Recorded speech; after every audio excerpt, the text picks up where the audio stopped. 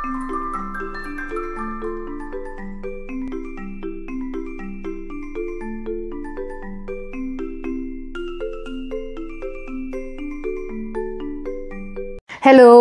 कैसे हैं आप लोग। मैं श्रुति देव मिश्रा आप सबका बहुत बहुत स्वागत करती हूँ का एकेडमी के Facebook page and YouTube channel पर। आज का फंडा पूरा समझने के लिए हमारा वीडियो अंत तक देखिए, और अगर आपको लगता है कि आपको इसमें कुछ सजेशन देना है या आपको ये अच्छा लगे तो please like, share and subscribe ज़रूर करिएगा। पूरा फंडा सुनने के लिए हमारा वीडियो प्लीज़ लास्ट तक पूरा देखें। आजकल अगर आप कोई भी यूट्यूब चैनल देखिए या कोई भी वीडियो देखिए तो आपको क्या दिखाई पड़ता है? पॉजिटिव एटीट्यूड, मोटिवेशनल वीडियोस, या फिर हमेशा खुश रहिए, हमेशा अपने एटीट्यूड को पॉजिटिव रखिए।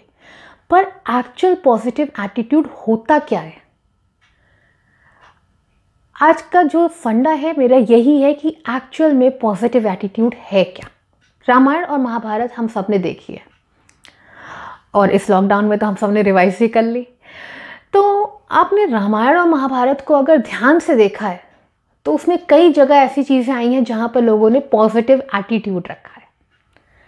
पर जो आज मेरा लॉजिक है, आज मैं उसमें से एक कैरेक्टर लेती हूँ, कैकेयी, रामायण में से, और महाभारत में से युधिष्ठिर। कैकेयी जी का सिर्फ एक मुद्दा था कि भरत जी को राज्य का राजा बनाना है।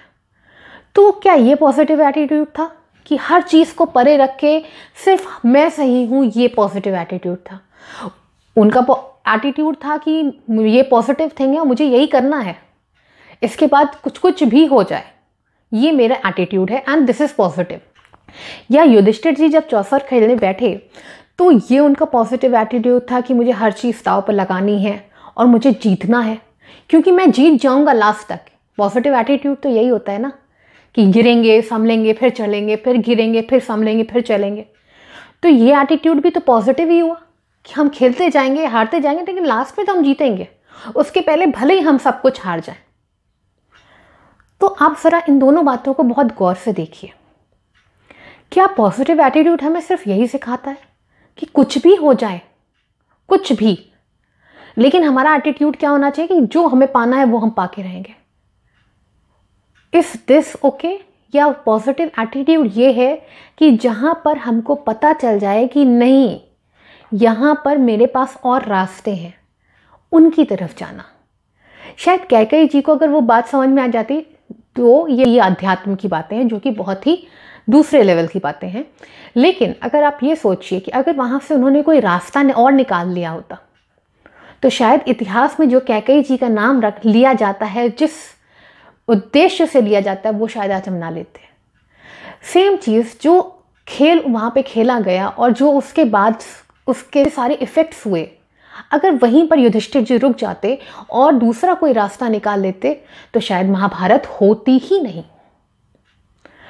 तो बस आज आपको लाइफ में ये सोचना है कि पॉजिटिव एटीट्यूड है क्या।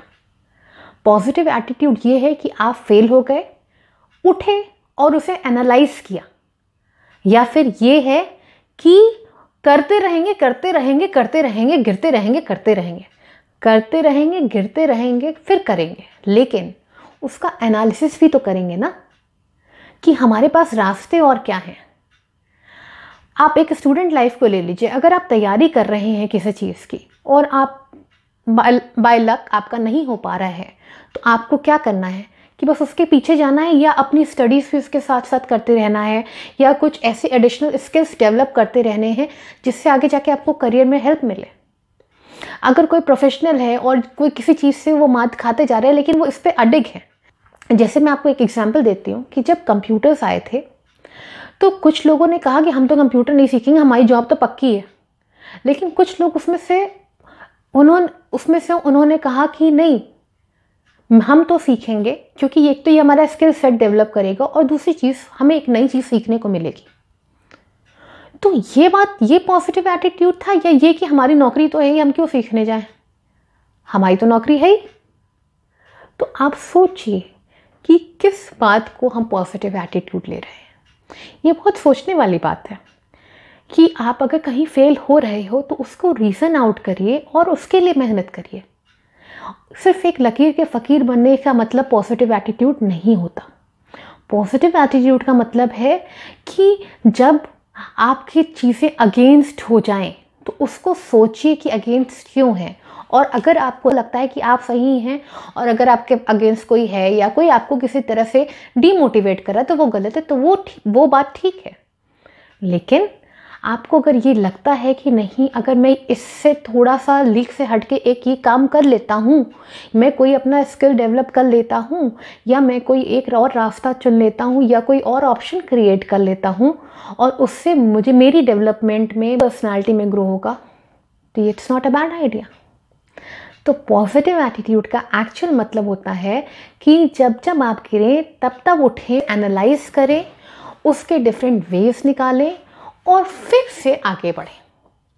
ये नहीं कि बस उसी के ऊपर रिपीट करते रहें। और बहुत ही इम्पॉर्टेंट चीज़ है, पॉजिटिव एटीट्यूड हमें ये भी सिखाता है कि हम अपने आसपास के वातावरण में भी सक्रिय रहें। हमारे आसपास के वातावरण से मेरा मतलब है उस लक्ष्य के पीछे की सारी चीज़ें, जैसे कि कोई नया डेवलपमेंट हो रहा है, अगर आपका कोई एम है, फॉर एग्जाम्पल आपका एम है डॉक्टर बनना या इंजीनियर बनना या कोई अदर कॉम्पिटिटिव एग्जाम्स क्लियर करना, या और किसी भी लाइफ में आपको लगता है क्या उद्देश्य है, तो उसके आसपास की जो डेवलपमेंट हो रही है उसको हमेशा उससे अपडेट रहना। वो कुछ भी हो सकती है, आपकी रेगुलर न्यूज़ भी हो सकती है, वो उसके क्षेत्र में कोई डेवलपमेंट भी हो सकती है, तो ये भी उस चीज़ को एनालाइज करते रहना, उसकी डेवलपमेंट्स नोट करते रहना, उसके बारे में समझते रहना, ये भी आपका पॉजिटिव एटीट्यूड ही है, क्योंकि इससे आपको अपनी मिस्टेक्स एनालाइज करने में बहुत ईजी हो जाएगा। और बहुत इम्पॉर्टेंट है खुश रहना, पर इसका ये मतलब नहीं है कि हमको कोई रास्ता नहीं मिला फिर भी हम खुश हैं। हम खुश हैं क्योंकि हम रास्ता ढूंढ लेंगे, हमें रास्ता नहीं मिल रहा इसलिए हम खुश हैं। ये बहुत ही गलत है कि हमारे पास रास्ता नहीं है, हम फेल हो गए हैं लेकिन हम पास हो जाएंगे एक दिन, दैट इज पॉजिटिव एटीट्यूड में है। नहीं, ये पॉजिटिव एटीट्यूड नहीं है आपका। पॉजिटिव एटीट्यूड है कि हाँ हम खुश हैं लेकिन हमें मेहनत करनी होगी और तभी हमको रास्ता मिलेगा। तो एक्चुअल पॉजिटिव की एटीट्यूड आपका क्या है, उसको एनालाइज कीजिए, उसके बाद अपने रास्ते निकालिए, तब वहाँ से गुजरिए, क्योंकि रास्ता आपको मंजिल ज़रूर देगा जब तक आप उस पर चलेंगे। लेकिन वो मंजिल आपकी है या आपको दिलवा दी गई।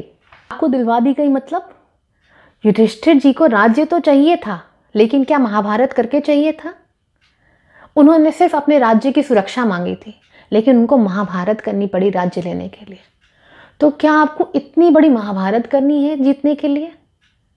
क्या आपको वनवास जाना ज़रूरी है जीतने के लिए? या फिर आपको अपनी राह में एनालाइज करके और उसके दूसरे रास्ते निकाल के ईजिली वहाँ तक पहुँचना है? क्योंकि जो वेदों की बातें हैं वो हमें बहुत कुछ सिखाती हैं। वेद जो भी हमारे ग्रंथ हैं, हमारे उपनिषद हैं, वो हमें बहुत कुछ सिखाते हैं। वो हमें ये भी सिखाते हैं कि कैसे हम अपना टाइम बचा के अपना एटीट्यूड पॉजिटिव रख सकते हैं। और इसी पॉजिटिव एटीट्यूड के साथ अगले हफ्ते मैं फिर आपसे मिलूंगी। तब तक के लिए अपना ख्याल रखिए। Take care. नमस्कार।